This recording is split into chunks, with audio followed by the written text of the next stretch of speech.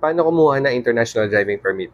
So, may mga bansa kasi na nagre-require na international driving permit bago ka makapag-rent ng sasakyan o kaya motor. So, katulad ng pupuntahan ko, Lao, so isa yan sa mga requirement para makarent ako ng sasakyan doon or makapag-drive. So, ito yung mga bansa na nangangailangan ng IDP. Philippines, Thailand, Indonesia, Malaysia, Singapore, Vietnam, Cambodia, Laos, Myanmar, Brunei, Timor-Leste.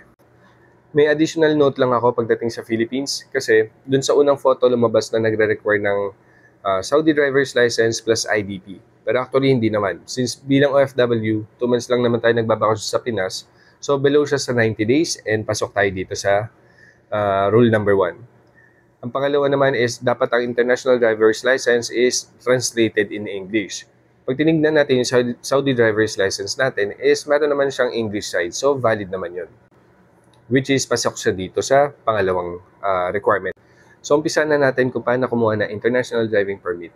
So, magbukas ka muna ng Google Chrome, tapos pumunta ka sa website na sataclub.com.sa/en/idp para dumiretso ka na kagad dito sa webpage nila. Tapos, ito muna yung criteria bago ka mag-apply ng international driving permit.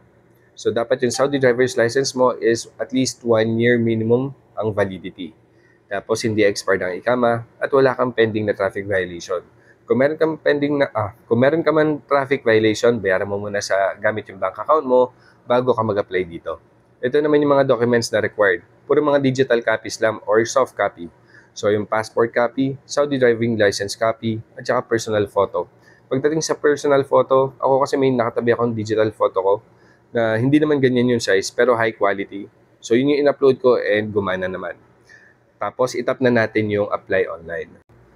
Ilagay mo na muna yung Saudi mobile number mo, tapos OTP para mag-proceed na tayo sa personal info.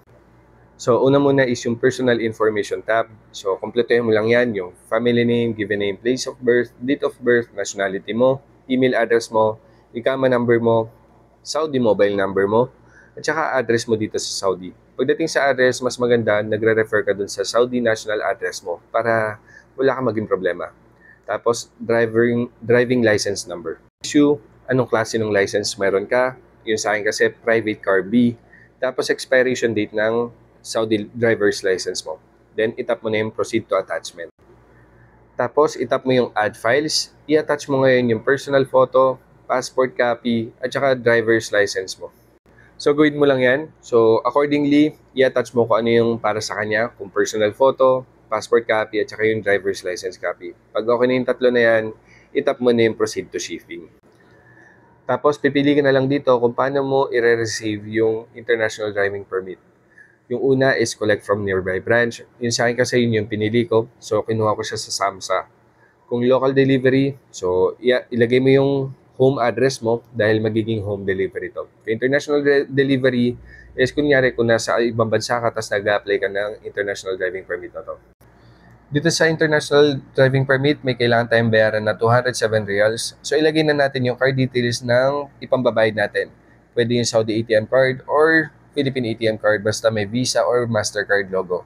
So ilagay mo na yung card number, expiration date, CVV, at saka yung full name na nakalagay dun sa ATM card. Tapos itap mo na yung pay. Ang ginamit kong pambayad is yung Union Bank ATM card ko. Tapos may ma-receive na lang na OTP. Ilagay natin dito, then itap natin authenticate. Tapos ayun, maghintay na lang tayo ng 3 to 5 days para matanggap natin yung international driving permit natin.